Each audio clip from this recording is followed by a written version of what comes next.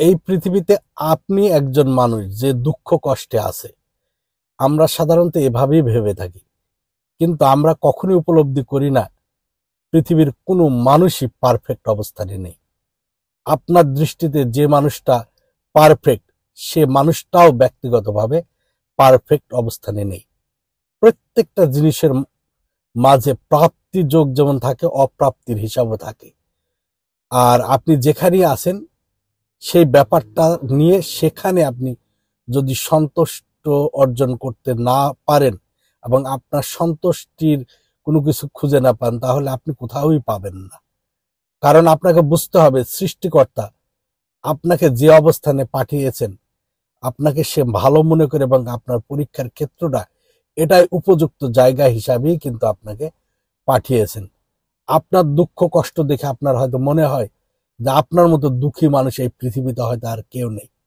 কিন্তু আপনি কয়জন মানুষের দুঃখ জানেন? কয়জন মানুষের ভিতর জানেন? প্রত্যেকটা মানুষ শান সৈকত, দৌলত, ধন সম্পদ, টাকা পয়সা যত কিছুই থাকুক না কেন, তার মাঝেও কিন্তু অসুখী হওয়ার কারণ থাকে। সেটা আমি আপনি জানি না। তাই অন্যকে দেখে নিজেকে বিচার করে দুঃখিত হওয়ার কোনো কারণ নেই। কারণ আপনি আপনার দুঃখকে কিভাবে জয় করবেন সেটা আপনি অন্বেষণ করুন।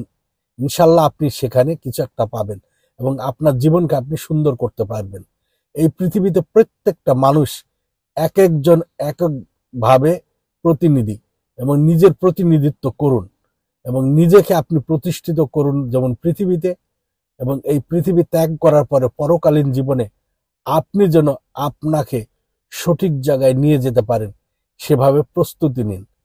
অন্যের সুখ দুঃখ বিচার করে নিজের সুখ দুঃখকে আপনি আপনার জায়গা থেকে মূল্যায়ন করবেন, এর চেয়ে বোকামি, এর চেয়ে ভয়ার্থক আর কিছু নেই। কারণ এমন আচরণ, এমন ভাবনা একজন মানুষকে এত বেশি অসুখী করবে, জীবনে কোনো দিনই সে সুখ খুঁজে তো পাবেই না এবং জীবনের মিনিংটা খুঁজে পাবেন না। তাই জীবনের মিনিং খোঁজার চেষ্টা করুন। কেন পৃথিবীতে এসেছেন, কেনই বা মারা যান, এই দুটি বিষয়কে সমন্বয় করার চেষ্টা করুন।